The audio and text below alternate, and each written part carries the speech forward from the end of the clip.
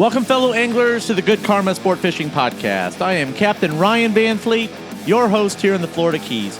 Each week, I bring you fishing tips, stories, and gear reviews to help you catch more fish, make the most out of your time on the water, and overall have fun. Thanks for tuning in, guys. This is part 2 of a 3-part podcast about how I catch more bait using the Ballyhoop. I'm hoping that the tips and the tricks that I share in this podcast series will help you guys catch more bait with your Ballyhoop. In part 1, I talked about chum selection and how to make soft chum, as well as how to make yourself a block of homemade chum. So if you haven't listened to part 1 of this series, I would recommend that you go back and listen to part 1 before you move forward into part 2. Next, let's talk about chum control. Now, in the May Sport Fishing Magazine edition, there was an article written about hoop nets, and the owner of Ballyhoop, Junior Dominguez, stresses in the article, which I felt was a great article. So if you guys have not picked up that edition of Sport Fishing Magazine, again, it's the May edition. There's a nice article in there about the Ballyhoop and using a hoop net, and there's a quote in there from Junior Dominguez that he's the owner of Ballyhoop, and he stresses that chum control is very important.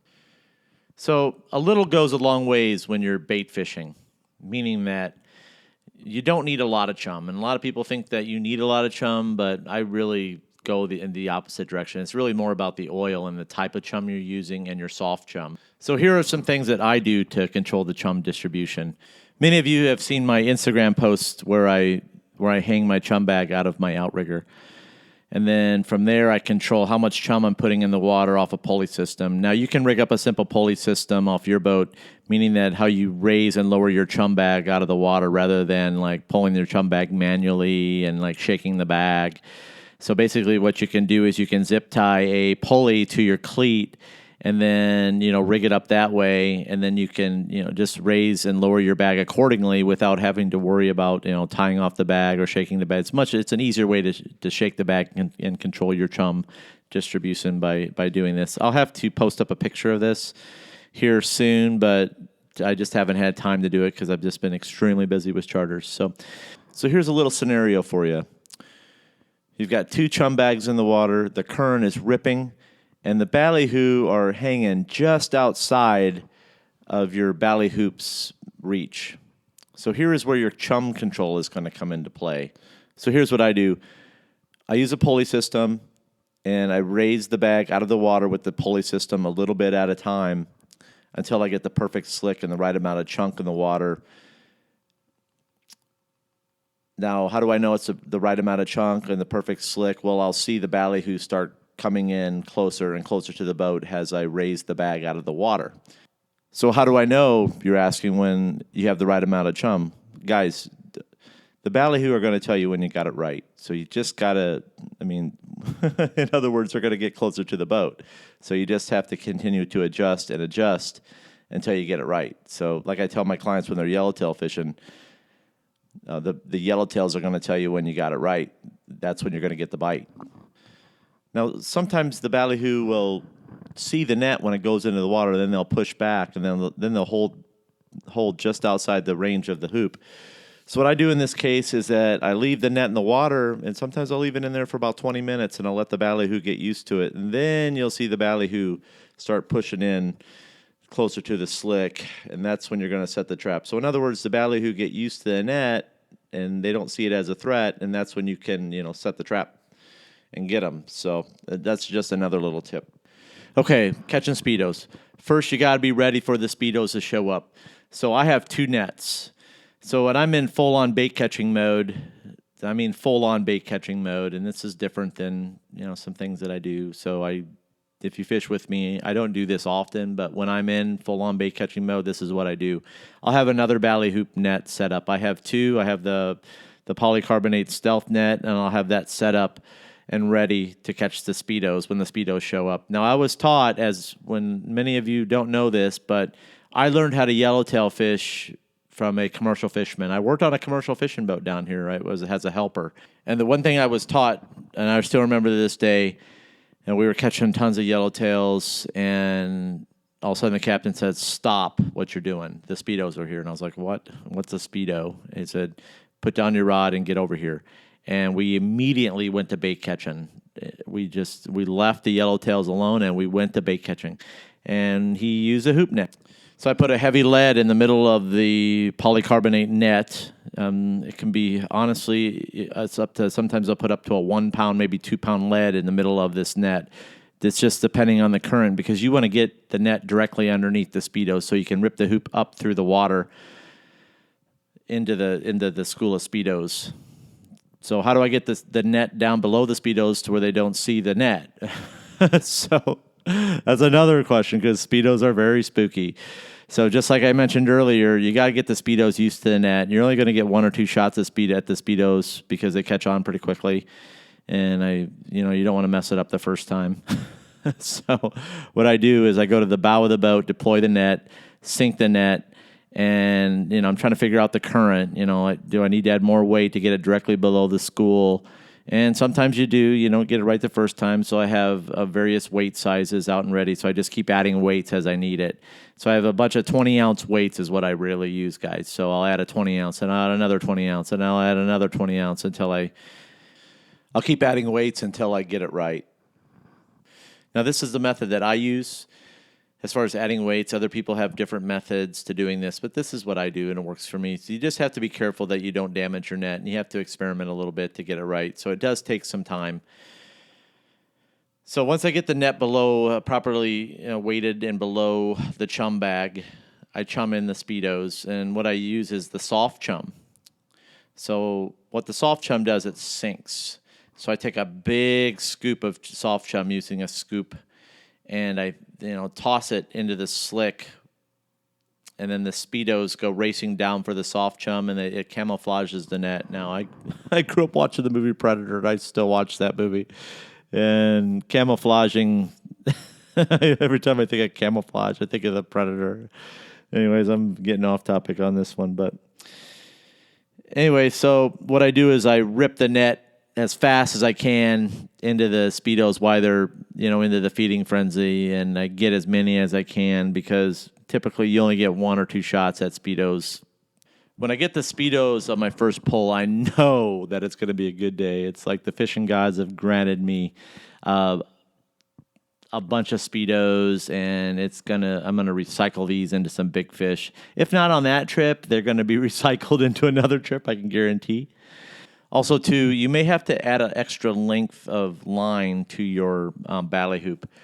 So what I recommend is that you purchase the same line that Ballyhoop uses, and you can contact Ballyhoop, and they'll tell you what brand of line they use, and then you'll have to splice that together and rig something up. But that's what I use, especially if the bait's holding further back. If I need to get the net further back into the slick or deeper, I'll add an extra length of, an extra 10 to 12 feet of rope to the net. It's now, just remember, the further you sink the net, the harder it is to rip the net through the water. So just something to keep in mind. Okay, guys, that's all I have today on the Ballyhoop. I'm going to continue this podcast into part 3 and possibly a part 4. And remember, before you make any modifications to your net, just remember, do it slowly over time. Play around with it a little bit. Just be careful not to damage your net. Okay, before I close it out today, let's talk about what's happening down here in the Florida Keys with fishing. So what I did, I've been out the past 7 or 8 days. I think they all run together. I've been family fishing mostly on half days. I've been catching, some yellowtails on the reef. I've been catching a few mutton snappers, not hot and heavy, but a few. And, I caught some black groupers, mostly small black groupers though, nothing major. We released a Goliath grouper, false alarm on Sunday. Oh. But, it was still a fun fight.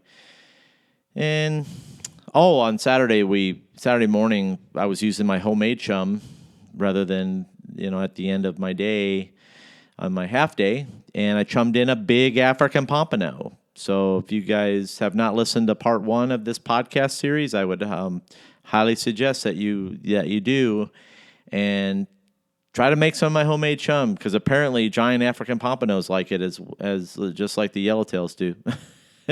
So, and we also caught some muttons too on the flat line, and mutton fishing's getting better every day in shallow water. I consider between 65 and 100 feet. Typically I'm fishing deeper than that for mutton. Okay, and for the black groupers, I would concentrate your efforts in like around 65 foot, go early, get the small yellowtails up, use the legal size yellowtails for bait, and you will get the black grouper. Mangrove snappers, I heard there's a few starting to show up. French Reef, Elbow Reef, and Davis Reef are two really good locations to target mangrove snappers. Baits. What I like to do is I like to chum ball for mangrove snappers. I get these by chum balling. I can get mangrove snappers all day.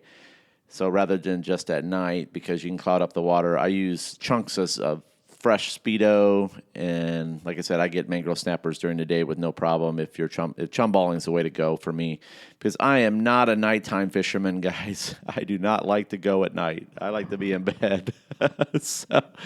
Anyways, I'm going to be doing a full podcast on mangrove snapper fishing and teach you guys how to catch mangrove snappers during the day, not just at night.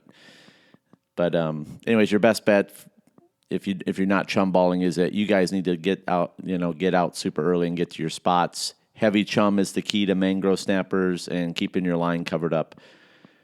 20-pound fluorocarbon max is going to get you some good bites, but you'll have to scale all the way down maybe to 12 for those fish, and then circle hooks.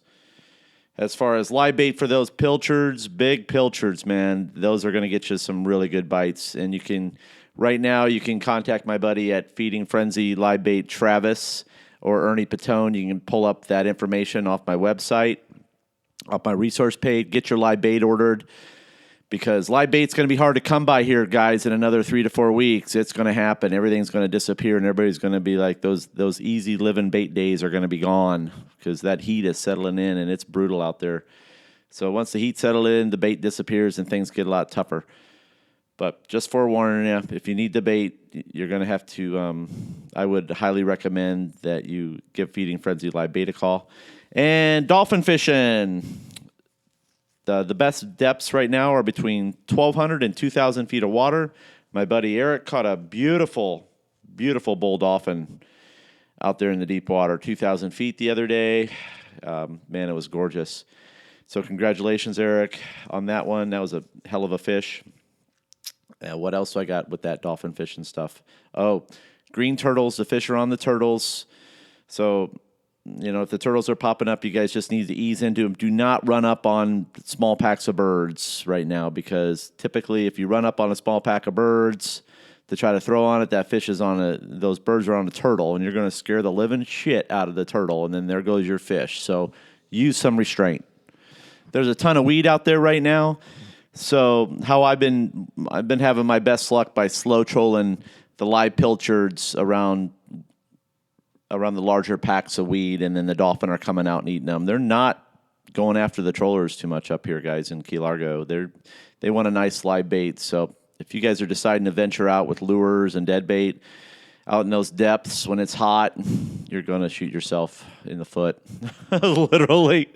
So it's best to scrounge up some sort of live bait. Small little pinfish if you can't get a hold of them. If you can't get a hold of pilchards or cigar minnows, which work the best over live ballyhoo will get you the bigger fish, but small pinfish, large pilchards, and cigar minnows are your best bait out there. Or you can also take some sabiki rigs, and you can sabiki up some small jacks on those patches out there, and that works really well in a pinch if you want to take some time to do that. Now, it's a little difficult to do that because you're getting tossed all over the water, but really all you need is just a few to catch a few fish out there, and since you're focusing on the big fish. Also, make sure you guys take some squid. No, I'm just saying. Never leave home without the squid this time of year. But that's all I got for you guys today. Thank you for listening. Please follow me on Instagram at Good Karma Sportfishing _FL_Keys. And please make sure to check out my bi-weekly fishing reports at www.goodkarmasportfishing.com. And you can follow me on Facebook at Good Karma Sportfishing. Again, thanks for listening. And remember, anytime you're fishing, it's all good.